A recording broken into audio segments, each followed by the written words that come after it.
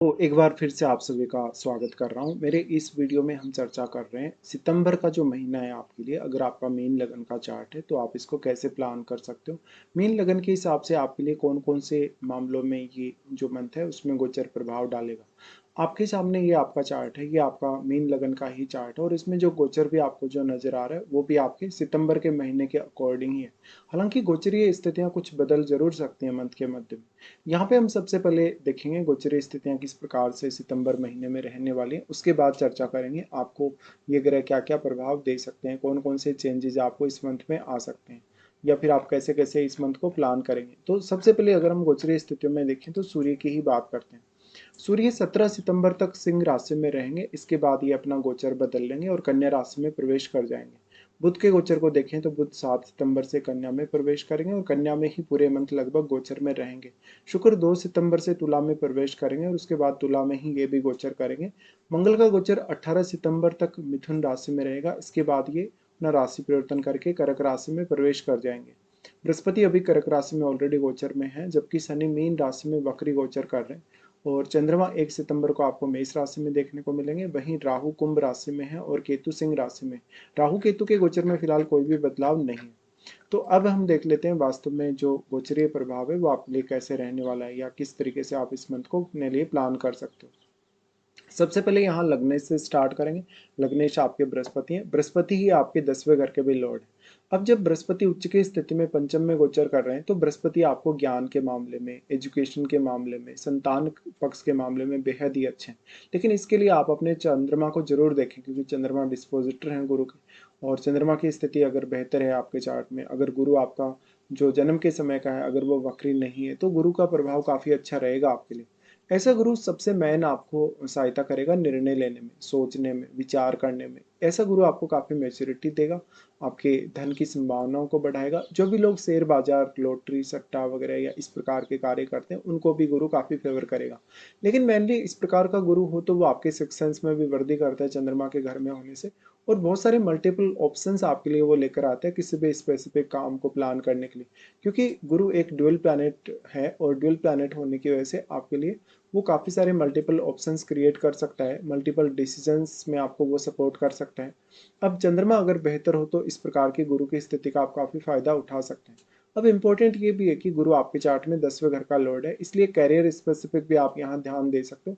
कोई भी पर्टिकुलर अगर आप अपने कैरियर में इस समय बदलाव चाहते हो, या आर्थिक स्थिति ठीक नहीं है उसके लिए कुछ नई प्लानिंग चाहते हो, या करियर में आपका कोई पर्टिकुलर गोल है आप उस गोल को पाना चाहते हो, या इन फ्यूचर अगले 2-3 सालों के लिए कुछ प्लानिंग्स कैरियर के लिए करना चाहते हो। देखिए इस प्रकार का जो गुरु है वो आपको थोड़ा स्वाभिमानी बनाएगा, थोड़ा सा करियर पे फोकस्ड ज़्यादा बनाएगा। और मेनली क्योंकि यहाँ पर आपके थॉट्स काफ़ी महत्वपूर्ण होंगे, आपके थॉट्स में कितनी क्लियरिटी है, आपके विचार करने का जो तरीका है वो क्या है, थॉट प्रोसेस आपका कैसा है।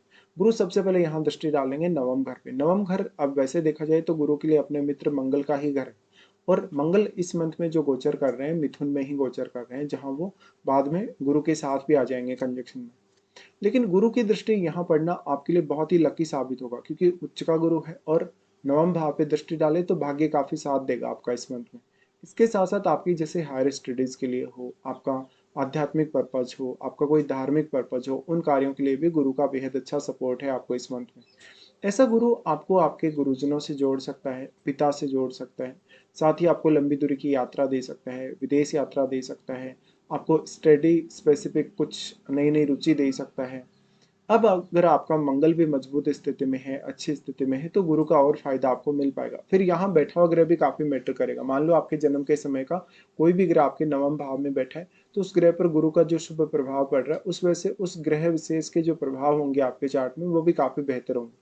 गुरु का दृष्टि फिर आ जाता है 11वें घर पे। वैसे 11वां घर गुरु के लिए अपना नीच का घर है, लेकिन गुरु क्योंकि स्वयं उच्च की स्थिति में है और एक शुभ ग्रह है, लग्नेश भी हैं, इसलिए गुरु यहाँ को सबसे ज्यादा फायदा कर सकते हैं। हालांकि कुछ लोग ऐसे हो सकते हैं इस समय में जो आपका फायदा उठाएंगे, जिसको आप जैसे किसी को पैसा उधार दे देंगे, किसी को कोई एडवाइस वगैरह आप दे देंगे, कोई अन्य तरीके से आप किसी को सहायता कर देंगे। उन मामलों में थोड़ा सावधानी जरूर बरतें। गुरु यहाँ दृष्टि डाल रहे हैं तो धन को लेके, इनकम को लेके कुछ नए आइडियाज, और कहीं भी आपका पैसा रुका है, अटका हुआ है, वो पैसा भी आपको मिलने की संभावना बढ़ जाएगी। गुरु की दृष्टि 11वें घर पे हो तो स्टडीज के साथ साथ आपको कुछ अर्निंग के नए नए विचार उपज सकते हैं। लेकिन यहाँ आपको काफ़ी मेहनत भी करनी पड़ सकती है, क्योंकि गुरु जो भी रिजल्ट देगा उसमें आपकी मेहनत या आपका एफर्ट बहुत ही मैटर करेगा। गुरु का दृष्टि फिर आ जाता है लगन पे। अब लगन में क्योंकि शनि गोचर कर रहे हैं, जहां वो आपके 11वें और 12वें घर के लॉर्ड हैं, तो अब गुरु की इतनी शुभ दृष्टि की वजह से शनि के परिणाम काफी बेहतर होंगे। वैसे भी शनि अभी वक्री हो चुके हैं, वक्री होने की वजह से शनि अब आपको यहाँ डिले नहीं कर रहे, और अब गुरु के शुभ प्रभाव की वजह से शनि के परिणाम और भी बेहतर होने के चांसेस हैं। तो आप अपने 11वें घर और अपने 12वें घर पे फोकस करिए। इन भाव से रिलेटेड जो भी आपकी प्लानिंग्स हैं इन फ्यूचर के लिए, जो भी आपके काम जो आपको इन भाव से रिलेटेड कुछ करने, उनका कहीं ना कहीं होना ईजी होगा आपके लिए।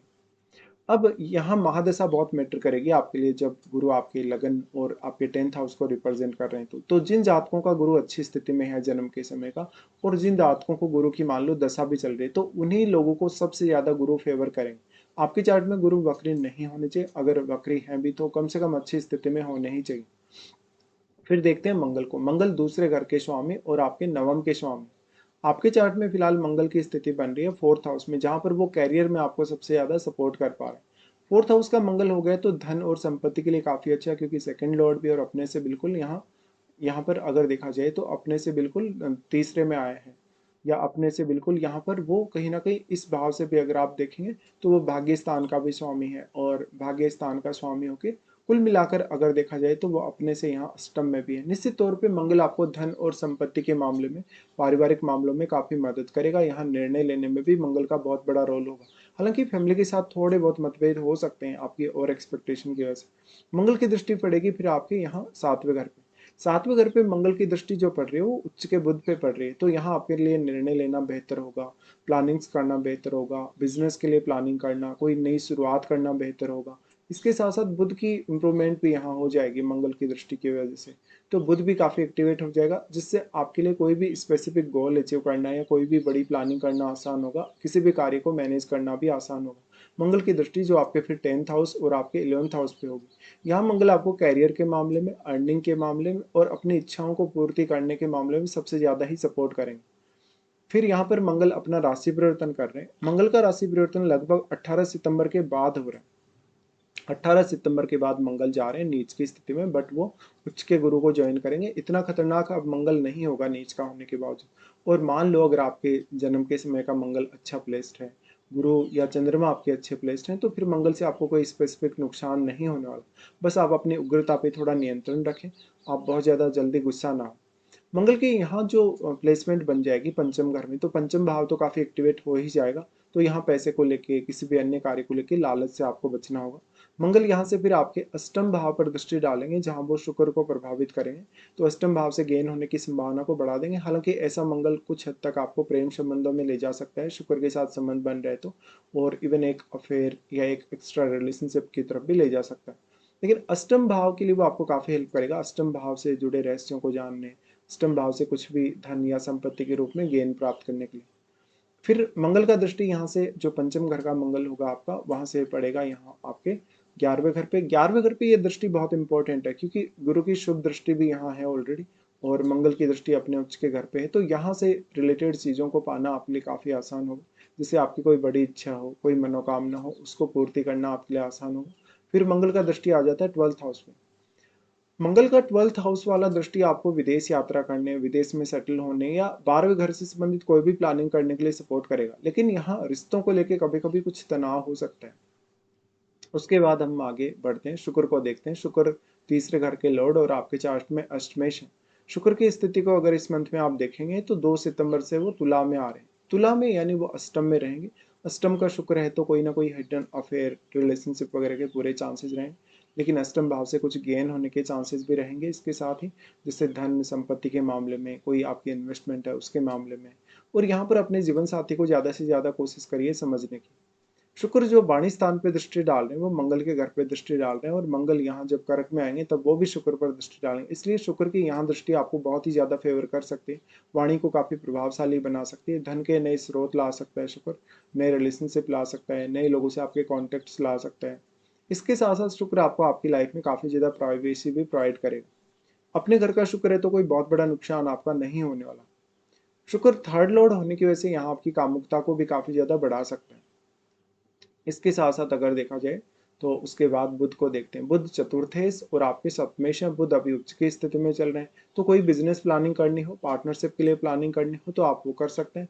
साथ साथ में आपको पब्लिक डीलिंग से रिलेटेड कोई काम है या कोई भी ऐसा काम जिसमें बिजनेस से रिलेटेड कोई स्टडी आपको करनी हो, कोई विश्लेषण करना हो आपको, इसके साथ साथ जीवन साथी से भी आपको सपोर्ट मिलने की पूरी पूरी संभावना है। अगर ऑलरेडी आपका कोई भी बिजनेस चल रहा हो तो बिजनेस आपका और भी ज्यादा ग्रो करे। बुध यहाँ पर रहेंगे तो बुध लगन पर दृष्टि डालेंगे, जहाँ पर अब क्योंकि शनि वक्री हो चुके हैं तो यहाँ पर बुध के लिए शनि कोई बाधा नहीं बनने वाले वैसे तो। और बुध क्योंकि अपने मूल त्रिकोण में भी हैं, उच्च की स्थिति में भी हैं, तो वो लगन पर दृष्टि डालने की वजह से आपको काफी अच्छी एनालिटिकल थॉट्स या स्किल्स देने वाले हैं।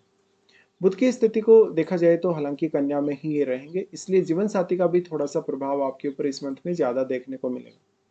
इसके साथ साथ फिर हम आगे बढ़ जाते हैं और जैसे कि हमने शुक्र के लिए बात की या इवन मंगल के लिए बात की, ऑलमोस्ट हमने यहाँ पर सभी ग्रहों के लिए चर्चा की, बुध के लिए भी चर्चा की, लेकिन चंद्रमा और सूर्य के बारे में अभी तक चर्चा नहीं हुई और राहु और केतु के बारे में भी। चंद्रमा की जहां तक बात है, चंद्रमा पंचमेश है और चंद्रमा फिलहाल गोचर में अगर देखा जाए तो दूसरे घर में रहेंगे। शुरुआत में लगभग 1-2 दिन के लिए आर्थिक रूप से कोई आपका बड़ा फैसला हो, कोई आर्थिक रूप से आपके जीवन में उतार चढ़ाव हो, इसकी संभावना बनेगी। कहीं से आपका रुका हुआ पैसा हो वो मिलने की संभावना बनेगी। चंद्रमा फिर थर्ड हाउस में आ जाएंगे। अचानक से कोई ट्रेवलिंग होगी, आपकी यात्रा होगी। इसके साथ साथ अचानक से कोई ऐसी प्री प्लानिंग आप कर सकते हैं अपनी लाइफ के लिए जो बहुत इंपॉर्टेंट है। तीसरे घर का चंद्रमा है तो उन लोगों को बहुत हेल्प करेगा जो क्रिएटिव फील्ड में है, जो कोई राइटर है, कोई पब्लिक स्पीकर है। चंद्रमा के यहाँ आने से आपका मन थोड़ा चंचल जरूर होगा। चंद्रमा फिर आ रहे हैं फोर्थ हाउस में, लगभग ये स्थिति इनकी 5 और 6 तारीख के आसपास देखने को मिलेगी। यहाँ पर अब क्योंकि जो मंगल है ऑलरेडी गोचर में है हालांकि, तो मंगल का प्रभाव चंद्रमा पर बढ़ने से आप में थोड़ी उग्रता सामने आएगी। आप कोई भी लक्ष्य है उसको बहुत अच्छे से हालांकि प्लान कर सकेंगे। चंद्रमा फिर आ जाएंगे गुरु के साथ। गुरु के साथ चंद्रमा यहाँ पर क्योंकि गजकेसरी योग का निर्माण करेंगे जो कि धन के लिए, आपके सुख और वैभव के लिए बहुत ही ज्यादा अच्छा होगा। ये स्थिति लगभग आपको दिखेगी 7-8 तारीख के आसपास के लिए। तो यहाँ पे अब देखते हैं सूर्य को। सूर्य छठे घर के लॉर्ड हैं आपके चार्ट में। सूर्य अपनी स्वराशि में ही गोचर में भी है। 17 सितंबर तक सूर्य यहीं रहेंगे। 17 सितंबर तक आप देखिए कि आपकी रूटीन लाइफ कैसी है, आपकी घरेलू लाइफ कैसी है, घरेलू रूटीन कैसा है आपका। आप जहाँ भी काम कर रहे हैं क्या वहाँ पे आप बहुत ज़्यादा तंग हैं, परेशान हैं, आपके पीछे कोई षड्यंत्र चल रहा है, आपको कोई परेशान कर रहा है, बॉस परेशान कर रहे हैं, आपको कलीग्स परेशान कर रहे हैं। यहाँ केतु के आने की वजह से मेनली आपको थोड़ा कंफ्यूजन जरूर रहेगा, लेकिन सूर्य अपनी राशि में अपने घर में होने से आप इन सबको प्लान अच्छे से कर सकेंगे। थोड़ी बहुत बाधाएं शुरुआत में रह सकती हैं आपको, और कोई भी प्रकार का चैलेंज हो उसको फेस करने के लिए सूर्य आपको काफी अच्छी स्थिति भी यहाँ प्रोवाइड कर रहा है। सूर्य उसके बाद से राशि परिवर्तन कर लेंगे, सप्तम घर में आ जाएंगे और बुध के साथ कंजक्शन में भी आ जाएंगे। सूर्य इस प्रकार से आपके मान सम्मान और प्रतिष्ठा को बढ़ाएगा। मान सम्मान के साथ साथ आपकी प्रतिष्ठा के साथ साथ ऐसा जो सूर्य रहेगा बेसिकली आपके कैरियर के लिए अच्छा रहेगा। कैरियर में कोई बड़ा गोल आपको अचीव करना हो, कोई भी प्रकार का व्यवधान या कोई भी प्रकार की समस्या आपकी लाइफ में हो, उसके लिए भी। तो सूर्य का सप्तम भाव में आना थोड़ा ज्यादा बेहतर है, थोड़ा ज्यादा अच्छा है, लेकिन इससे मैरिड लाइफ पे थोड़ा नेगेटिव इम्पैक्ट पड़ सकता है और जीवन साथी आपके ऊपर काफी हावी हो सकता है। जीवन साथी को भी इसका फायदा मिलेगा सूर्य के गोचर का, तो उनका जॉब वगैरह सेटलमेंट या कैरियर में सेटलमेंट होने के चांसेस हैं। उसके बाद देखते हैं अभी शनि को। शनि आपके 11वें और 12वें घर के लॉर्ड हैं। फिलहाल लगन में शनि वक्री रहेंगे। वक्री रहेंगे तो शनि डिले नहीं करेंगे, आपको सीरियस बहुत बनाएंगे, अध्यात्म की तरफ प्रेरित करेंगे, विदेश यात्रा की तरफ प्रेरित करेंगे। लेकिन अब आपके कार्यों में उतनी रुकावट नहीं रहने वाली। शनि सबसे पहले थर्ड हाउस पर दृष्टि डालेंगे जहां पर वो आपको ज्यादा से ज्यादा एफर्ट करने के लिए प्रवृत्ति दे रहे हैं, और एफर्ट आपको अवश्य करना चाहिए इस समय। तो आपकी हेल्थ रिलेटेड कोई इश्यू हो, अन्य कोई भी इश्यू हो आपकी बॉडी से रिलेटेड, उसका उतना प्रॉब्लम नहीं होगा। शनि यहाँ से सप्तम घर पर जब दृष्टि डालेंगे और सूर्य बुध भी यहाँ साथ में होंगे शनि के, तो यहाँ पर भी कोई विशेष आपको दिक्कत नहीं आने वाली, क्योंकि शनि ऑलरेडी वक्री रहेंगे तो अपना पूरा पूरा प्रभाव वो डाल नहीं सकेंगे और वो डिले भी आपको नहीं कर सकेंगे। इसके साथ ही शनि का जो यहाँ पर इंपॉर्टेंस है वो कैरियर के लिए बहुत महत्वपूर्ण है, क्योंकि वक्री शनि होके यहाँ 10th पे इम्पैक्ट डाल रहे हैं, अपनी दृष्टि डाल रहे हैं, तो पदोन्नति वगैरह होने के चांसेस बढ़ जाएंगे आपके। आप करियर में कुछ स्पेसिफिक करना चाहते हैं, कोई गोल अचीव करना चाहते हैं, उसके चांसेस भी बढ़ा देंगे यहाँ पे शनि। शनि का 10th हाउस पे दृष्टि का पड़ना आपके मान सम्मान में वृद्धि, आपकी सोशल इमेज में वृद्धि होने के भी चांसेस हैं, और समय के साथ साथ आप में काफ़ी ज़्यादा मैच्योरिटी और इम्प्रूवमेंट आने के चांसेस हैं। अब हम देख लेते हैं आपके लिए कौन कौन से अच्छे दिन हैं इस मंथ में, कौन कौन से कुछ खराब दिन भी हैं। वैसे राहु और केतु के बारे में हमें चर्चा करनी चाहिए, बट राहु केतु के गोचर के लिए पहले काफ़ी बार चर्चा हो चुकी है, और अभी तक राहु केतु का गोचर एक जगह ही बना हुआ है, एक ही राशि, एक ही भाव में। तो अब हम देख लेते हैं कौन कौन से आपके लिए इस मंथ में अच्छे दिन है, कौन कौन से कुछ खराब दिन भी। सबसे पहले अच्छे दिनों की बात करें तो आपके लिए 1 से 8 तारीख तक और 18 से 20 तारीख तक ये दिन बहुत ही खास रहेंगे। मान लो आपका कोई भी ऐसा काम है जो नहीं बन पा रहा, जिसमें आपको बार बार कुछ दिक्कतें आ रही हैं, रुकावटें आ रही हैं, आप इन दिनों का चुनाव जरूर करें उन कार्यों को पूरा करने के लिए। फिर कौन कौन से ऐसे दिन है जहाँ पर आपको कुछ प्रॉब्लम्स हो सकते हैं, जैसे चंद्रमा का गोचर जब लियो में होगा तो 9 और 10 को होगा, जहाँ पर आपको रूटीन लाइफ से रिलेटेड काफ़ी सारी प्रॉब्लम्स रह सकती हैं। हो सकता है काम करने में आप बहुत ज़्यादा कंफर्टेबल नहीं हो, आपका किसी से पहले से विवाद चल रहा है, झगड़ा वगैरह चल रहा है, ऑफिस का एनवायरनमेंट अच्छा नहीं। चंद्रमा जब तुला में प्रवेश करेंगे 14 और 15 को ये स्थिति बनेगी, इस दौरान अचानक से धन की स्थिति में परिवर्तन, कोई ना कोई कहीं रुका हुआ आपका पैसा है वो मिल सकता है। 14 और 15 को काफ़ी पॉसिबिलिटी होगी कि आर्थिक रूप से आप कोई बड़ा फैसला लेंगे। चंद्रमा का गोचर जब आपके 12वें घर में होगा तो 23 से 25 तक भी ये स्थिति बनेगी। 3 दिन काफ़ी ज़्यादा आपके खराब रह सकते हैं, कैरियर, आपके फाइनेंशियल को लेके इशू, आपकी प्लानिंग को लेके इशू और बहुत सारे अन्य स्ट्रगल भी। तो ये 3 दिन सबसे ज़्यादा खराब है इस मंथ में देखा जाए तो फिलहाल हमने यहाँ पे पूरा डिस्कशन किया। फिलहाल आपको वीडियो देखने के लिए धन्यवाद।